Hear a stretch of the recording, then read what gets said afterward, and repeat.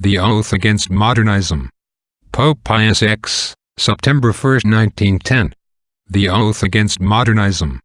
To be sworn to by all clergy, pastors, confessors, preachers, religious superiors, and professors in philosophical theological seminaries.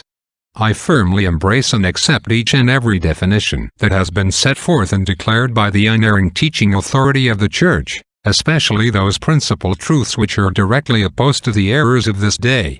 And first of all, I profess that God, the origin and end of all things, can be known with certainty by the natural light of reason from the created world. Sirach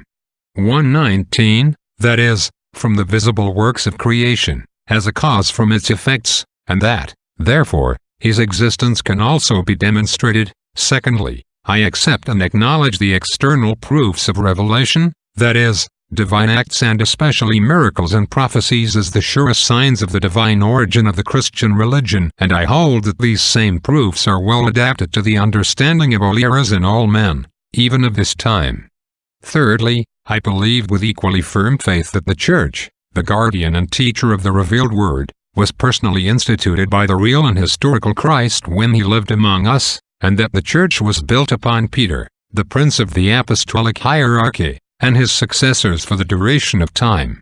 Fourthly, I sincerely hold that the doctrine of faith was handed down to us from the apostles through the orthodox fathers in exactly the same meaning and always in the same purport. Therefore, I entirely reject the heretical misrepresentation that dogmas evolve and change from one meaning to another different from the one which the Church held previously.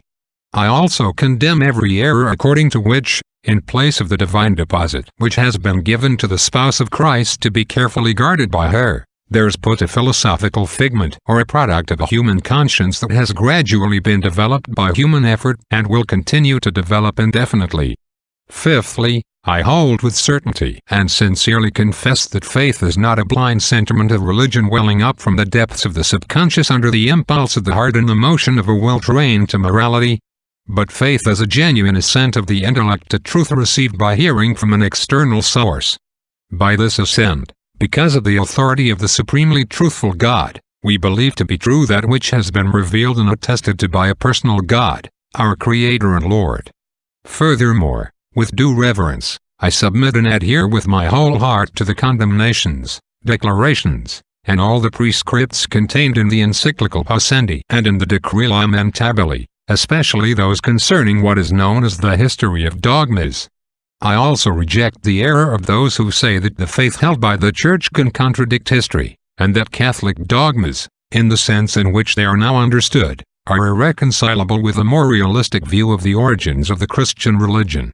I also condemn and reject the opinion of those who say that a well-educated Christian assumes a dual personality, that of a believer and at the same time of a historian, as if it were permissible for a historian to hold things that contradict the faith of the believer, or to establish premises which, provided there be no direct denial of dogmas, would lead to the conclusion that dogmas are either false or doubtful. Likewise, I reject that method of judging and interpreting sacred scripture which, departing from the tradition of the Church, the analogy of faith, and the norms of the Apostolic See, embraces the misrepresentations of the rationalists and with no prudence or restraint adopts textual criticism as the one and supreme norm. Furthermore, I reject the opinion of those who hold that a professor lecturing or writing on a historico-theological subject should first put aside any preconceived opinion about the supernatural origin of Catholic tradition or about the divine promise of help to preserve all revealed truth forever, and that they should then interpret the writings of each of the Fathers solely by scientific principles, excluding all sacred authority, and with the same liberty of judgment that is common in the investigation of all ordinary historical documents. Finally, I declare that I am completely opposed to the error of the modernists who hold that there is nothing divine in sacred tradition, or what is far worse, say that there is, but in a pantheistic sense, with the result that there would remain nothing but this plain simple fact, one to be put on a par with the ordinary facts of history, the fact, namely, that a group of men by their own labor, skill, and talent have continued through subsequent ages a school begun by Christ and his apostles. I firmly hold, then, and shall hold to my dying breath the belief of the Fathers in the charism of truth, which certainly is, was, and always will be in a succession of the episcopacy from the apostles. The purpose of this is, then, not that dogma may be tailored according to what seems better and more suited to the culture of each age. Rather, that the absolute and immutable truth preached by the apostles from the beginning may never be believed to be different, may never be understood in any other way. I promise that I shall keep all these articles faithfully, entirely, and sincerely, and guard them inviolate, in no way deviating from them in teaching or in any way in word or in writing. Thus I promise, this I swear, so help me God.